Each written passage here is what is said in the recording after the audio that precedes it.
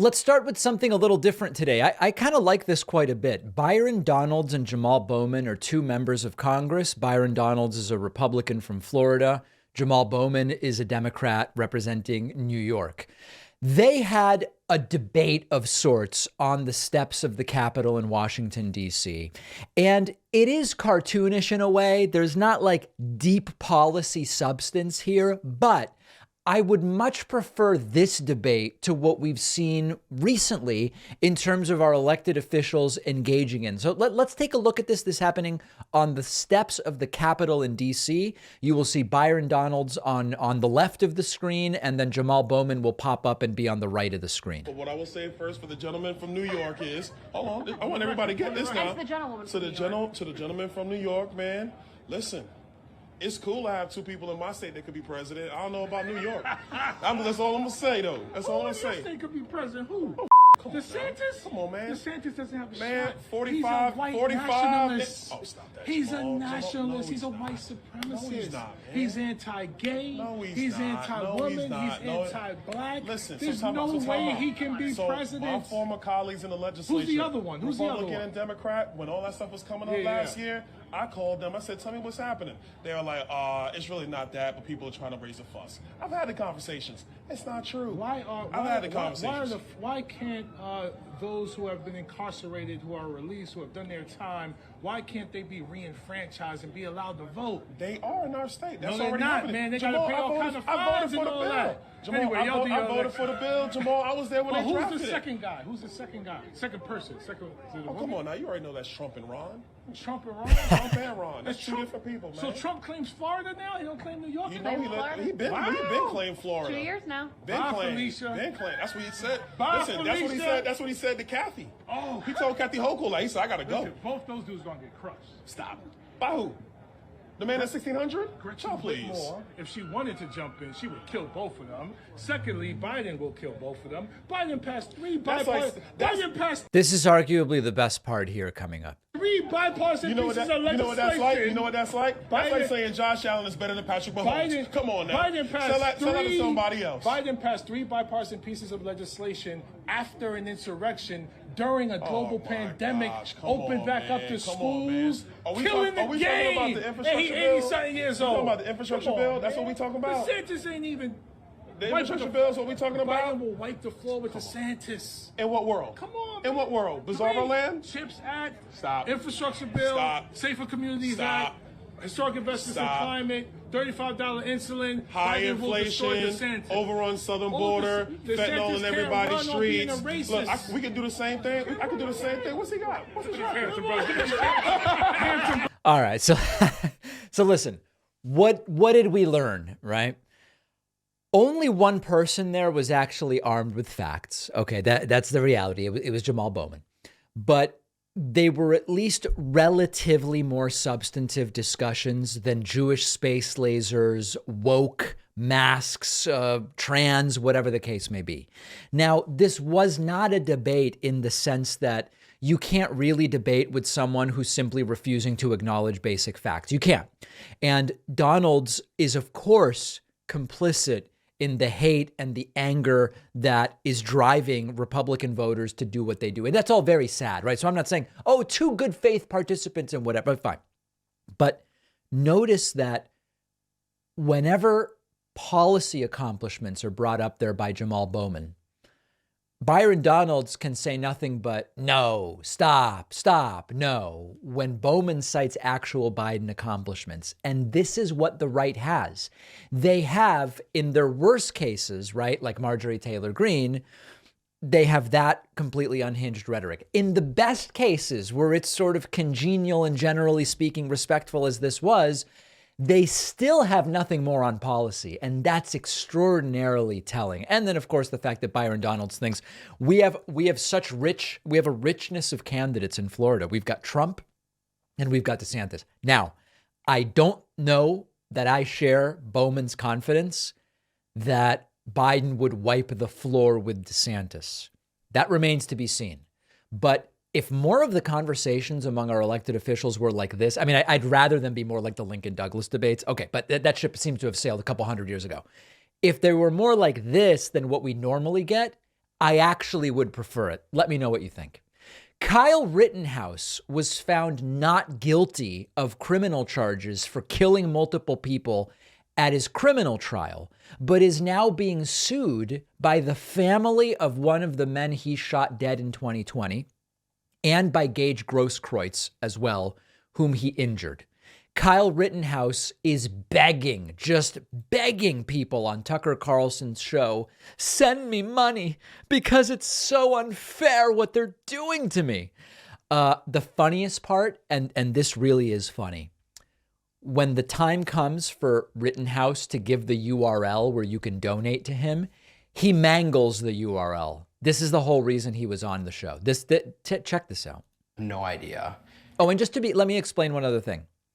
He's being sued civilly. Remember, you can be found criminally not guilty by the standard of reasonable doubt, and then responsible civilly for the same death of an individual that you caused. So just remember that he's being sued civilly now. No idea. It's ridiculous, this lawsuit. It's very frustrating and it's upsetting. This is honestly, to me, an attack on our Second Amendment rights and our rights to self-defense. Right. And it's saying if you use your God-given right to self-defense, they're going to come after you. If you win in court, you're acquitted, rightfully so.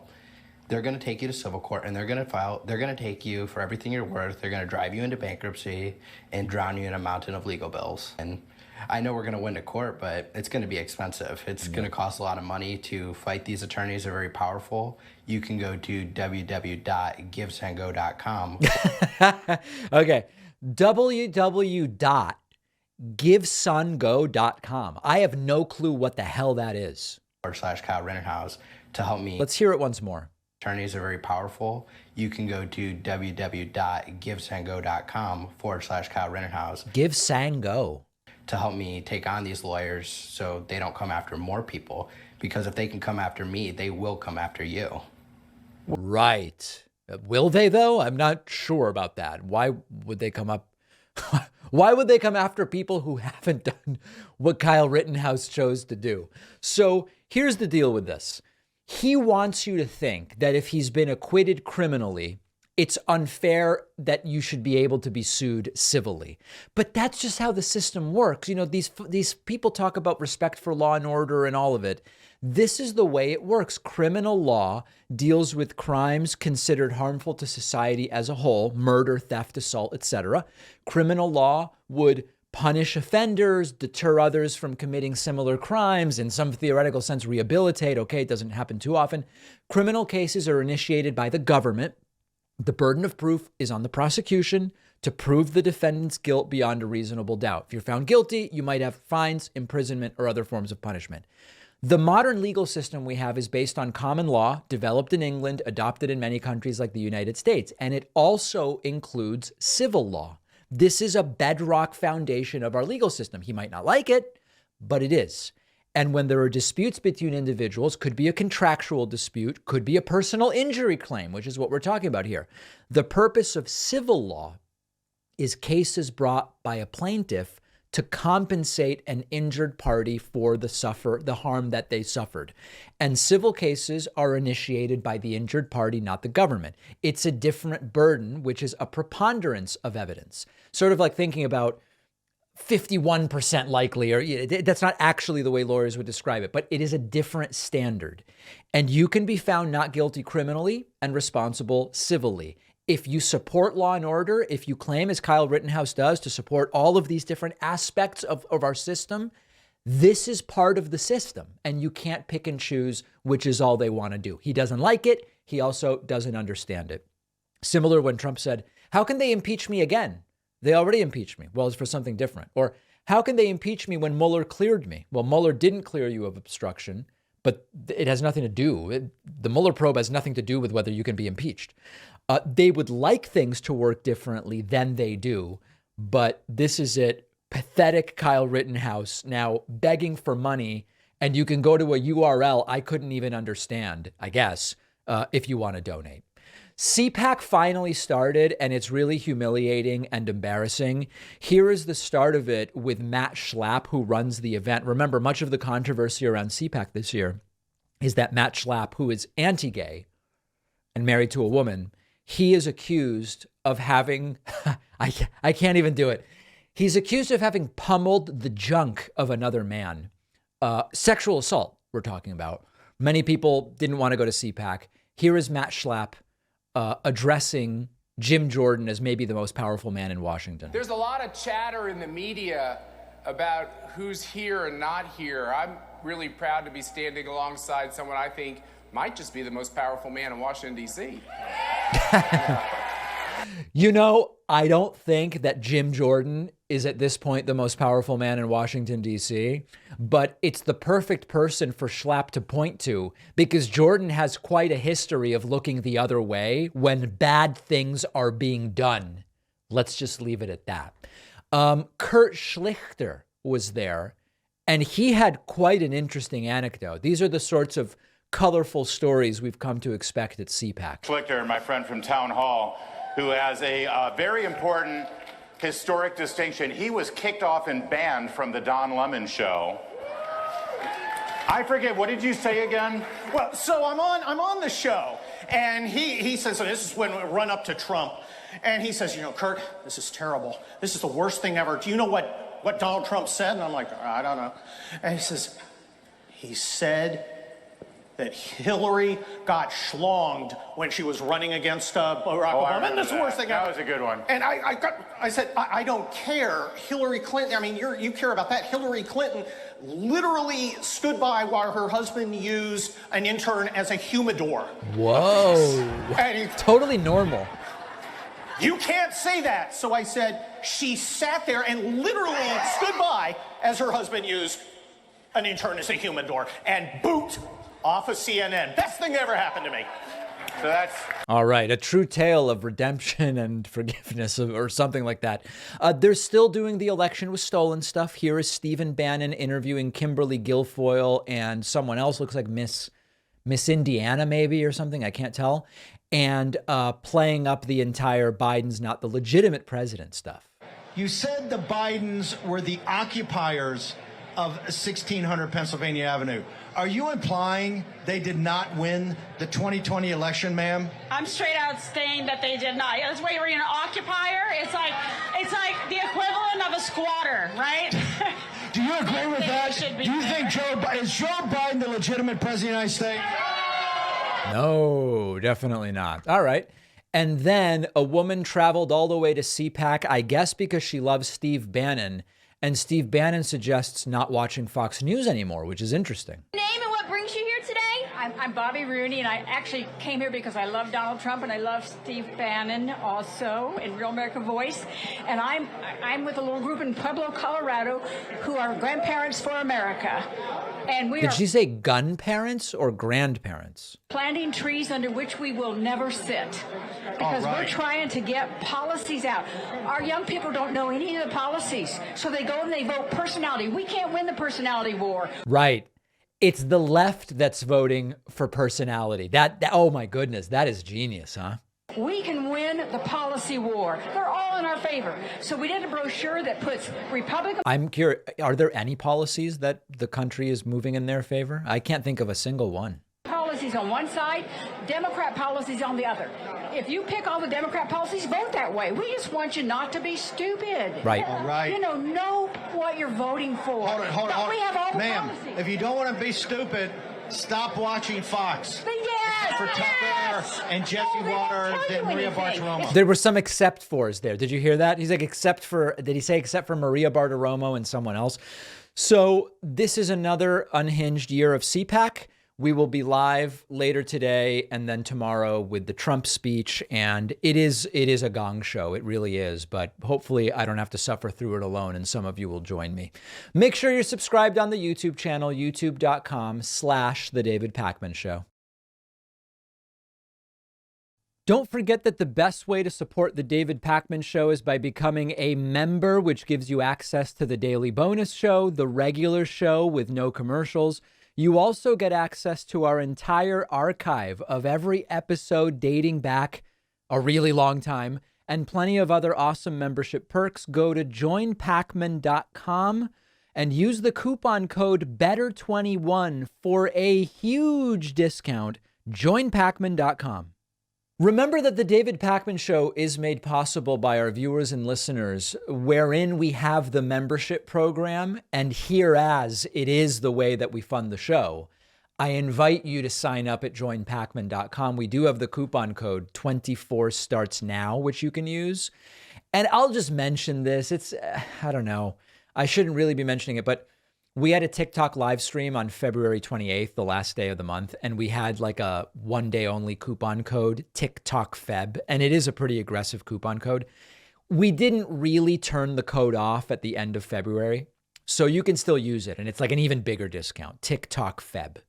Let's get to hearing from some people in the audience. I can't think of anybody more important than the folks who make this show possible through their viewership and listenership.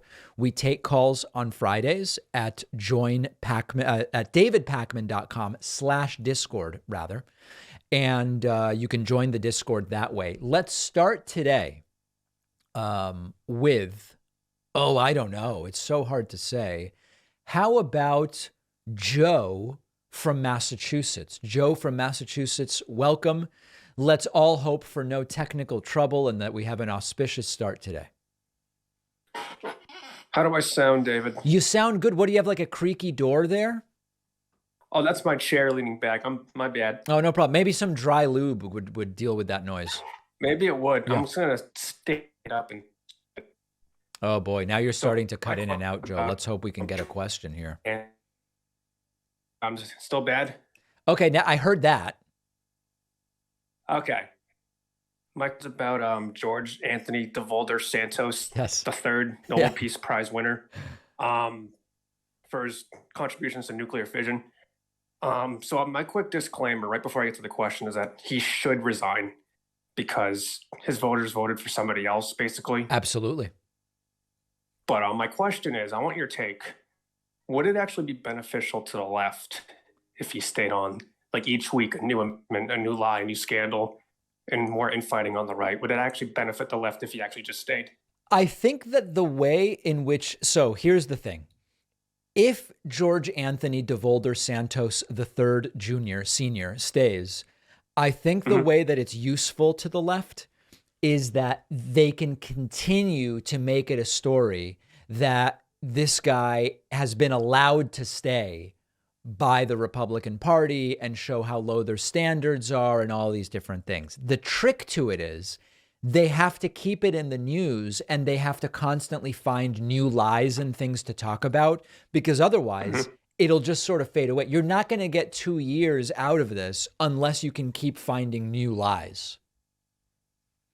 Yeah, I'm just curious to see where it all leads up to. That's all we can do. See what happens.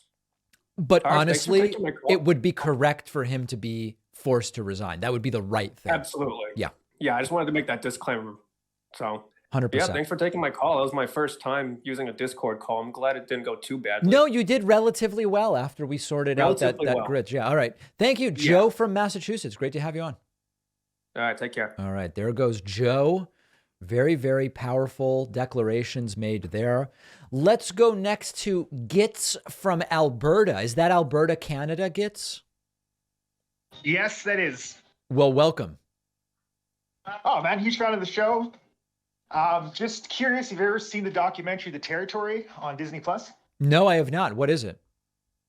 It's just an environmental, it's about the indigenous peoples.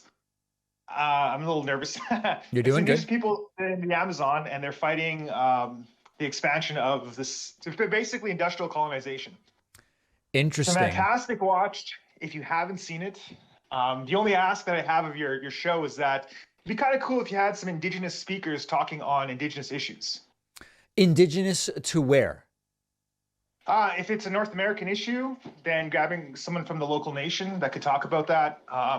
I know the Wet'suwet'ens right now are always in a state of perpetual battle with the oil companies and the RCMP, and they have activists, they have land defenders that would love to talk and spread their message and raise awareness. I think that's a very interesting idea. We will look into it immediately.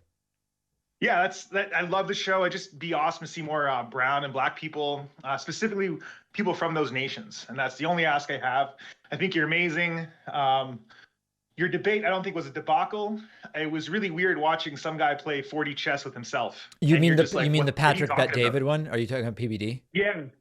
It was interesting to watch somebody beat themselves in 4D chess, and you're just sitting back and watching, like, what are you talking about? There were so many dimensions that they were playing against themselves, essentially. It was great. So that's all I got to say. Just it'd be nice to see more Indigenous folks. If you need a hookup, I can send some representatives if you want contact information too. All right, Gitz from Alberta. I appreciate the suggestion. Thank you. Ciao. All right, there he goes. Gitz, great to have him on. Let's go next to Dan from Oregon. Dan from Oregon, welcome to the David Pakman Show. What is on your mind today? Hi, David.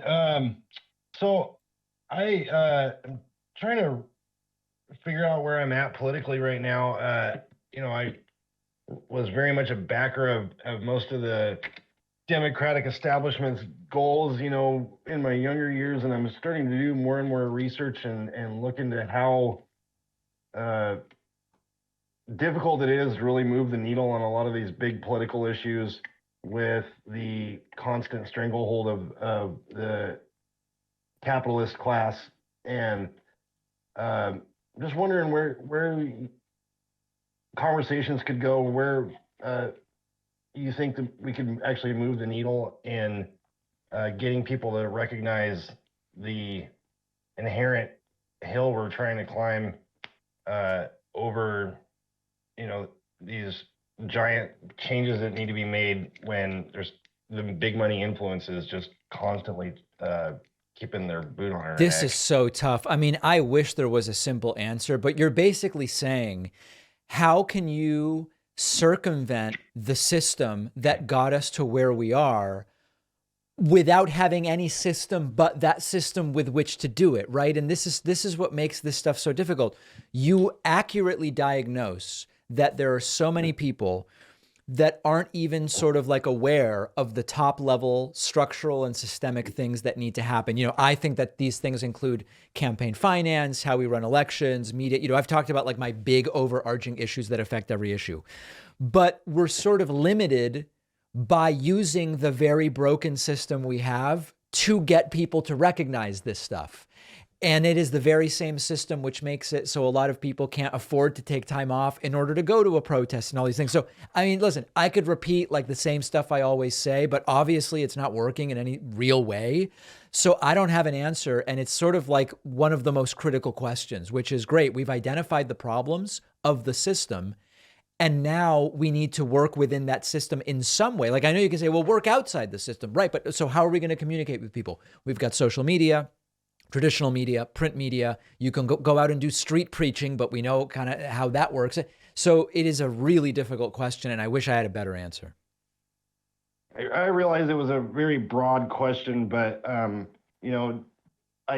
really value the way you put things out there, and I just wanted to hear your take on that. But it's something that I'm very interested in putting some energy into and learning more about. And I would love to see some movement in that direction as far as getting more people on board. It's crazy to me that I sit and talk to people that, consider themselves being on the right. Yeah. But when I kind of talk about the goals of what, we're trying to, that socialism essentially would accomplish without actually saying socialism, they tend to jump on board real quick and agree with me, but moving the needle seems to be really challenging. Well, as you know, Dan, I am not a socialist, but I still share many of the same immediate next steps that you would identify, I'm sure. Yeah, right. Well, we all know that corporate stranglehold is killing us all. All right, my friend, well, thank you thanks, for bringing David. up this important issue. I appreciate it. Have a good day. All right, there goes Dan from Oregon. Let's welcome back to the program Johnny from Boston. Johnny, welcome. You going to be watching CPAC at all? Oh, boy.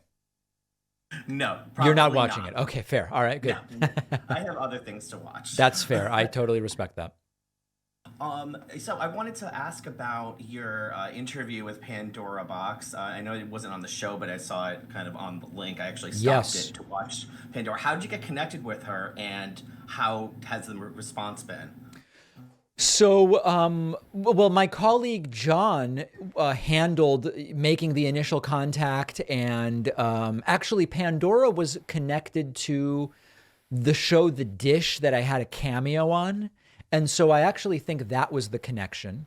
And the response has been pretty good, I have to tell you. I mean, listen, the homophobes and the anti-drag and the anti-trans and everybody in that space came up with their same predictable responses. But a ton of people wrote to me saying, I learned a ton about the difference between drag performers and trans people, which I was actually kind of shocked that a lot of people didn't realize we're talking about two different things. And just generally, people were very positive about the interview. That's good. I loved it. I was so excited. I actually recorded a podcast with her drag sister Aggie Doon from Rochester, and I was like, "Do you know what she did? She's doing she's doing God's work right now." And especially with, have you heard about the thing going on in Tennessee with the governor? Yeah, we covered it earlier this week, where he's doing all this anti-drag stuff, and then he was confronted with a picture of himself in drag. Yeah, and it's crazy because Nashville has some amazing drag performers. It's like I'm really worried that it's going to put a lot of them out of work because the bill is really draconian. It's all crazy. I mean, listen, what I really learned from the interview with Pandora was there's really nothing to be worried about in this entire drag panic that there is. Yeah. As if I didn't already know that, but you know. True. I mean, there's nothing to worry about. There really isn't. Exactly. And you know, one of your other callers earlier talked about George Santos and how you talk about. I call her Katara Ravash because you know, I'm a part-time drag queen, so I have no problem calling her by her drag name. Okay. I understand why you didn't want to, but just letting you know, I would call her Katara, and I will continue to call her Katara. All right, Johnny, you do you, my friend. I appreciate that. All right. Thanks, David. Appreciate it. All right. There is Johnny from Boston. Always great to hear from him. Let's go next to Joshua from Portugal, one of my favorite countries in Western Europe. Joshua from Portugal, welcome to the program. What's on your mind today? Hello, Dan. Honored to be back on after a long time. It's a pleasure. It's been honored to be back. Welcome. I was just actually... Sorry? No, I was just welcoming you. Oh, thank you. I was just asking, like, it's more like these recent days, I'm looking more and more like in American politics, and I'm looking outside as a European, of course. And I'm always, like, baffled, confused, and just sad about everything that's going on. And compared to how Europe's going, I feel, like, worried for some of my friends who live in the States. What specifically worries you? School shooting, the rise of the far right, such as MAGA, the Proud Boys, and all that jazz. It's so worrisome because it's so easy to just fix some of these issues. Well, coming from a European, like for school shootings, for example. Yes. Like the recent school shooting that happened in Florida a few days ago. It's kind of sad that I'm going to be honest, I'm always a little mellowed out about it because of how it's a constant thing. It's hard. No, listen, it's hard not to get desensitized to anything that's happening constantly because one of the things humans do is we adapt. And I agree with you. I am aware myself of becoming desensitized to a lot of the insane things that are going on. And to some degree, it happens with the shootings too. Joshua? All right. Joshua's gone. We could have delved more into it, but we lost Joshua. Let's continue here. Why don't we go next to Ike from Lagos? Ike from Lagos, welcome to the program. Ike, are you with us here, sir? Ike from Lagos, welcome. Ike, you probably have the wrong audio device selected, so let's see if you could fix it, because I would love to speak to somebody from Lagos, but it's not clear if it's going to work for us today. All right, and a failure with Ike from Lagos. Let's go to, I'm not familiar with this name. Is it Juanfer from Portland? Hey, David. Hi. Yes, I live in Portland, Oregon. I'm an immigrant from Quito, Ecuador, and I love that you have a Spanish YouTube channel. Thank you. Yeah, we are doing everything we can with it.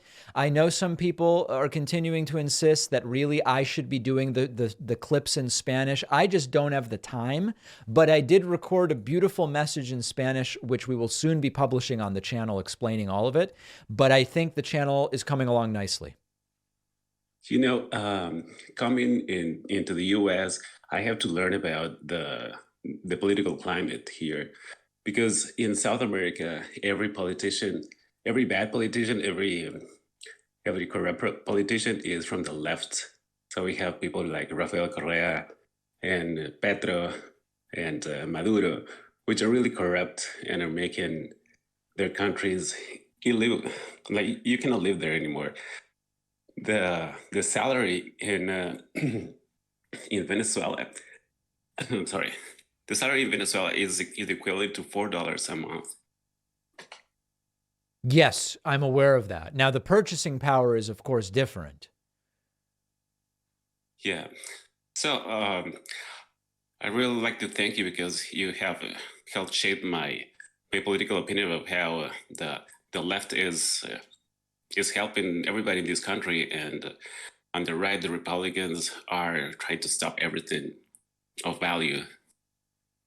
I appreciate that. I am doing what I can to the extent that I am able, but it's going to take a lot more than just me, that's for sure. So we've got to keep building the movement, and getting people involved, I think, is the critical part.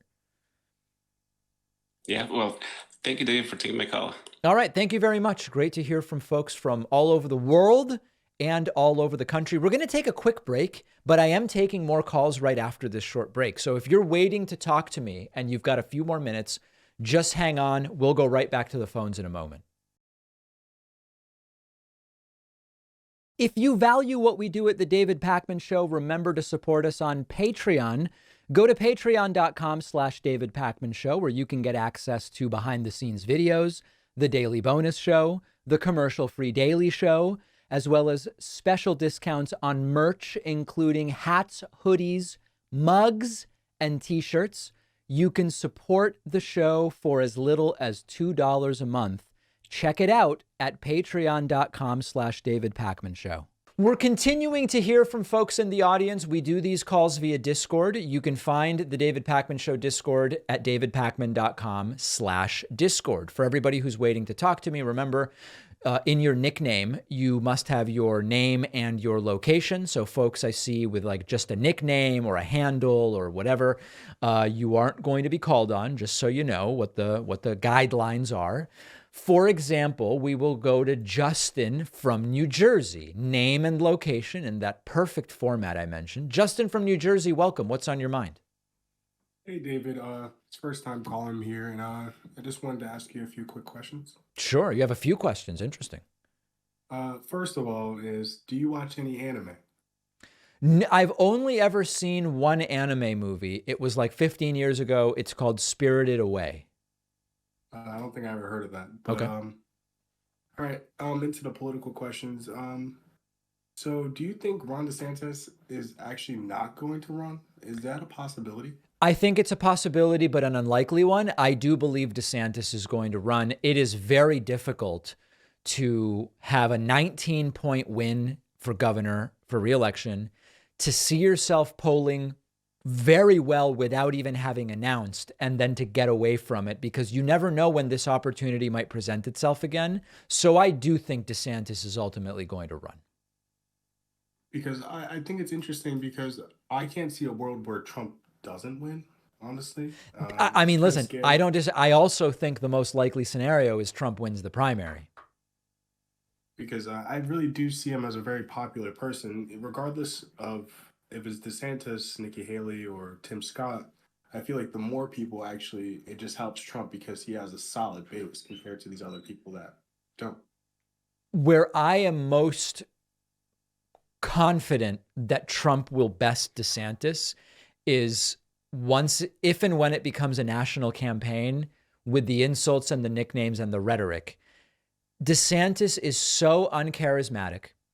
And even though there are Republican insiders that are sick of Trump or never liked Trump, I think the imagery of Trump making fun of DeSantis and uncharismatic DeSantis not really being up to the task of punching back, I think it's going to be very tough for DeSantis to win. Very tough. I can agree with that. Thank you so much. All right, Justin from New Jersey, great to hear from you. Let's go next to Dean from Dallas. Dean from Dallas, welcome. What's going on with you? Hey, David, can you hear me? Yes, I can. Hey, I was just wondering, I don't know, this is just probably, my opinion, but elections are so exhausting, and in purple states, I don't know why the legislatures haven't moved towards ranked choice voting. It seems like it would just eliminate a lot of the political campaigning, the exhaustion, the fatigue, and say it would be the fiscally responsible thing to do too. 100%. Yeah. I mean, listen, part of why our campaigns get so out of control is there's nothing that stops them from being increasingly more expensive, with more and more money being spent in total by all sorts of different entities and groups, and from them being longer and longer. In Congress, where you're up for re-election every 2 years, you essentially start campaigning as soon as you're sworn in. You win in November, you're sworn in January, and by March, you're already campaigning for your next election.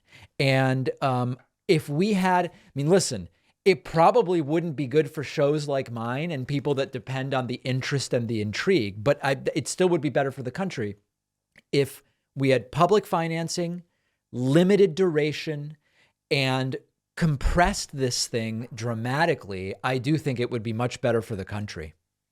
So do you think it's because of a financial incentive that places like Georgia, they just have an incentive to keep running it because people just funnel money into that state trying to advertise? Yeah, that's a big part of it. And the other thing is, there are certain states which it's not that they become trendy, but due to circumstance, like in 2020, Georgia had the two special elections. Do you remember where on January 5th, because of the 50% threshold rule?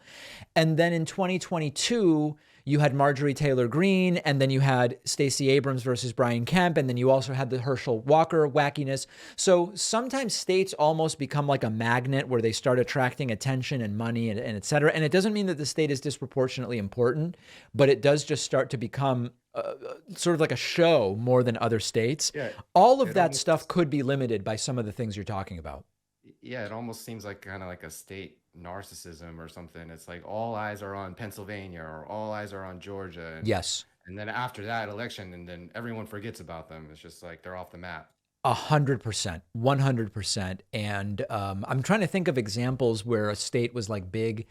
Like Ohio is an interesting example where for several election cycles, like I want to say 2000, 2004, and into 2008, everything was about Ohio. Ohio's a bellwether, all these different things.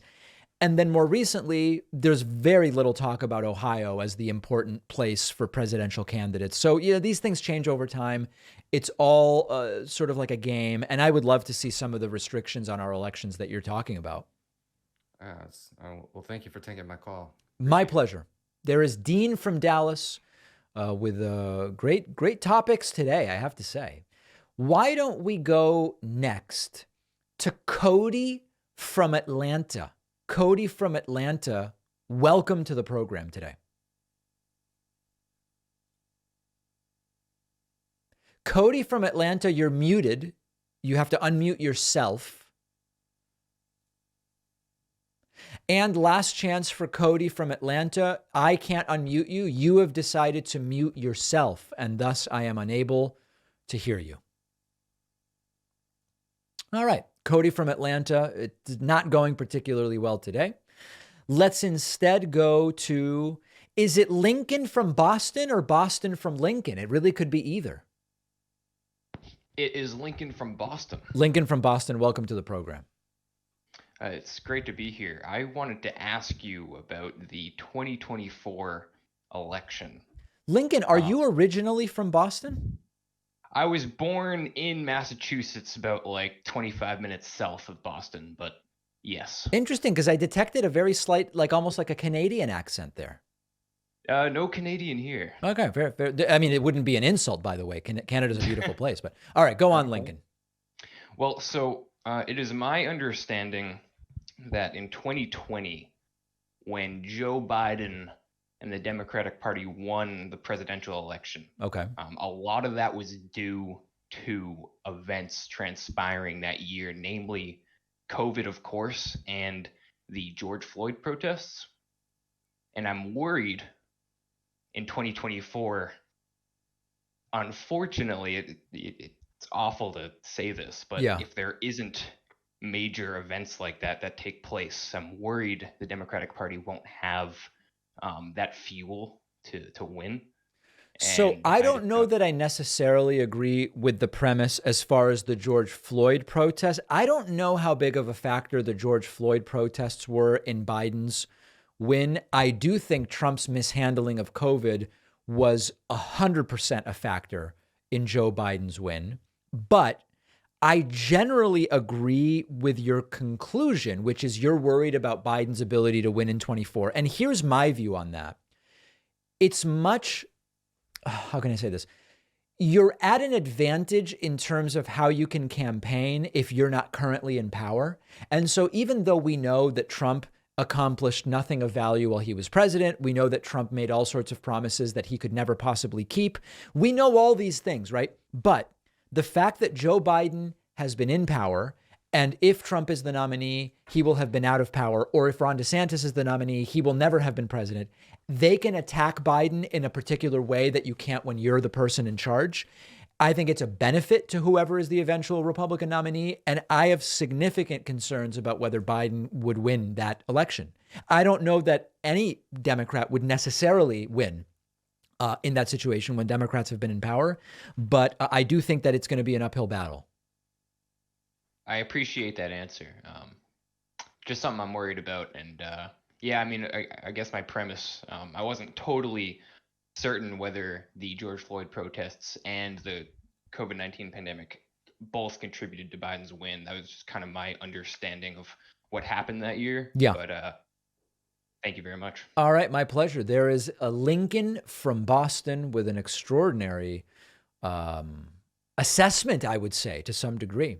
Let's go next to, I don't know if it's Nitin or Nitin from New York. However it is pronounced, I hope that we can figure it out. Welcome to the program. Hey, David. This is Nitin here from New York, though I'm currently in Pennsylvania. That's still allowed. No problem. I just had a quick question about Trump's history of frivolous lawsuits. Yeah. What does he get out of them? Like, why does he typically file them? Especially I remember, him filing around 65 or so frivolous lawsuits that were all laughed out left and right and center in court. But you're saying in response to the 2020 election. What does he aim to do? So there's different categories of these things. Filings for. Yeah, there's different categories of these lawsuits. The 65 or 63 or whatever the number was filed in response to the 2020 election. He needed to file those because he was raising money on, I'm going to be doing this and I'm going to be fighting to turn it over and whatever. If he raises all this money and then files nothing, it doesn't look quite so good. So he was filing them because he was raising money to do it. Now, the lawsuits where he sues big tech for 300 million or whatever the case may be, those seem more like virtue signaling than they are for sort of grifting purposes. So you have to look specifically at which ones you're talking about. Got you. But, but in general, I looked up his legal strategies and, for the most part, it's mainly about, harassing opponents, trying to intimidate them or using it as a stall tactic. 100%. That is absolutely what it is about in many cases. Many times it's countersuits to prevent some lawsuit against him from moving forward. There's a real all of the above sort of situation going on with them. But they seem to be relatively ineffective, at least in the last 5 years. Gotcha. Yeah. All right. Anything else today? Hello. Nothing else. All right, very do good. I wanna appreciate the call. watch your videos. Okay, Nitin from York, we're starting to get a bit of a delay that was causing some awkward exchanges. I'm sorry I wasn't able to get to everyone, but I will try to do better next time. Really great hearing from many folks in the audience. We are going to take a quick break, and the Friday show will continue.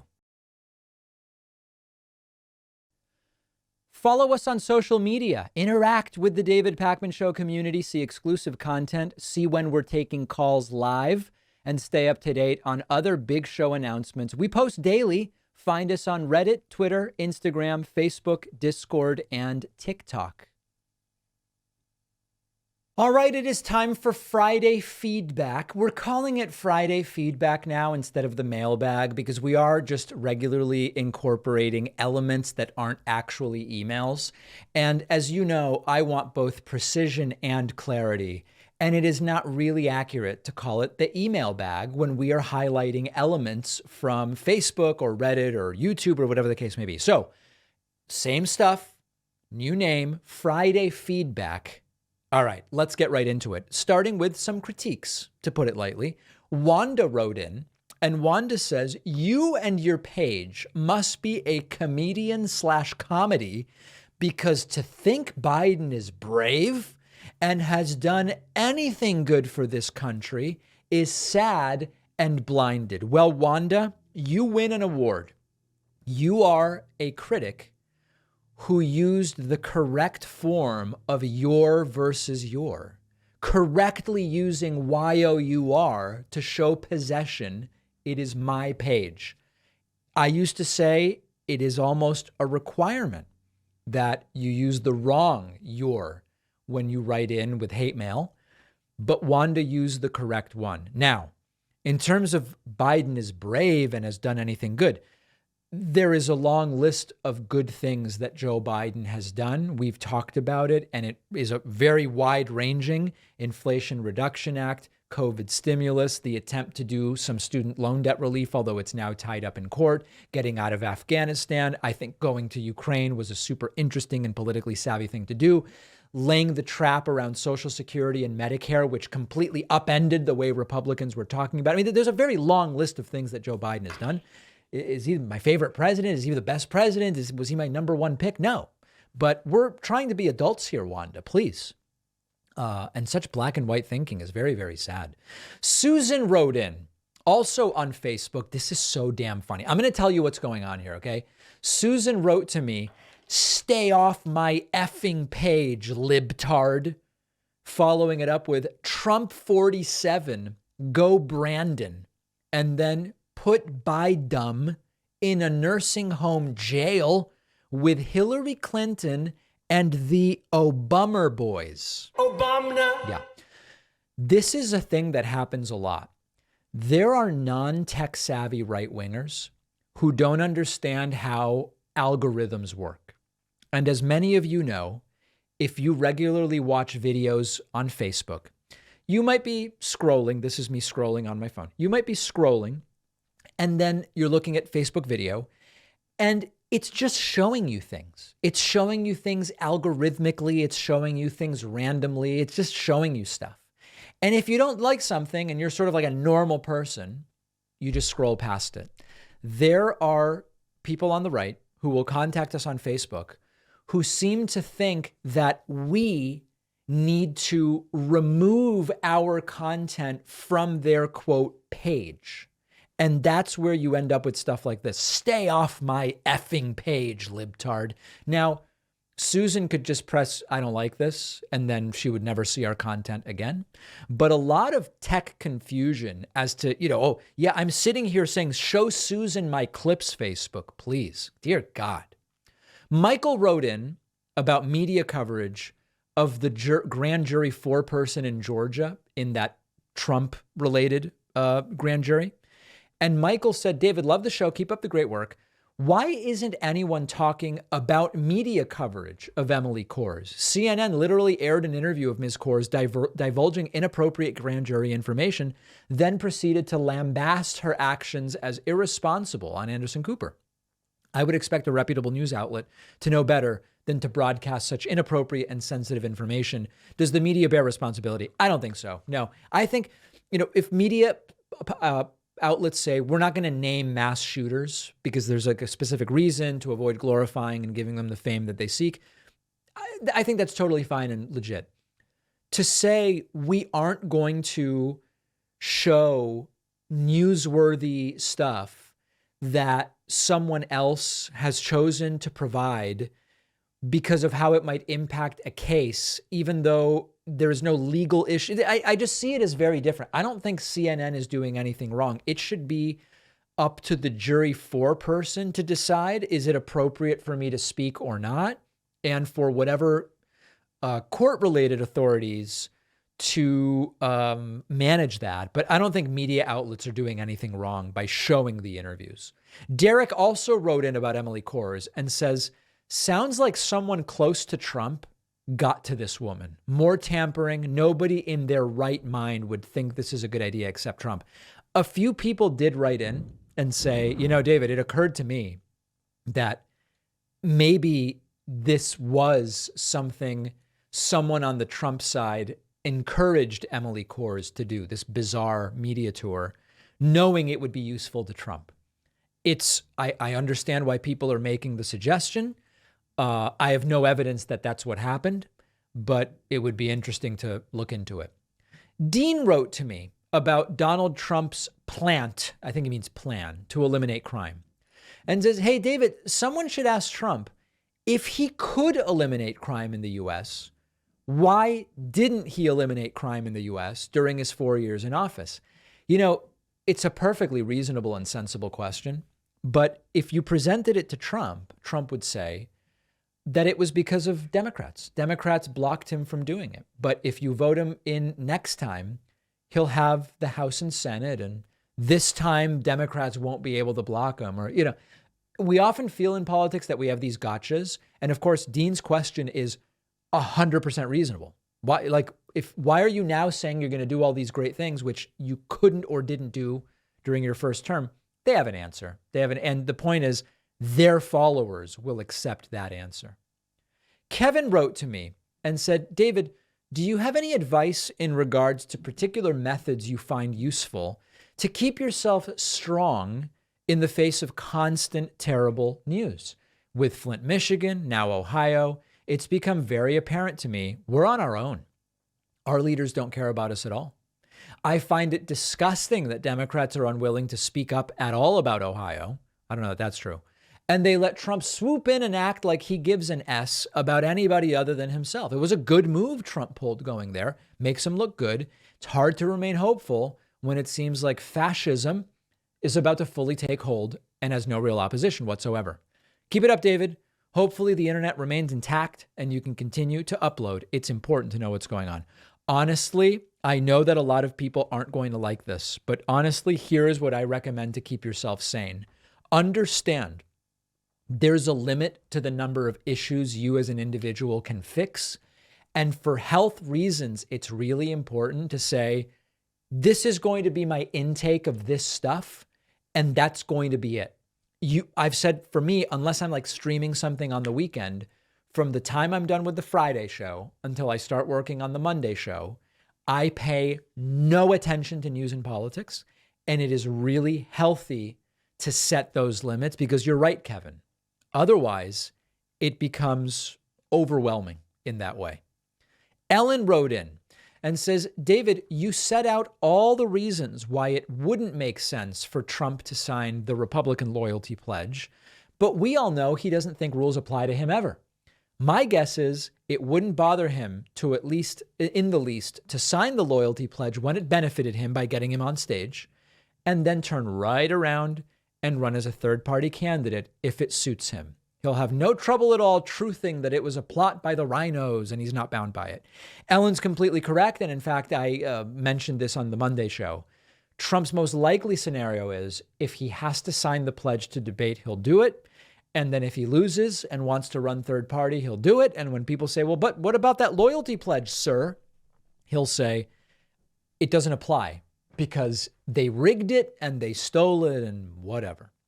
Thorsten wrote in about me taking time off.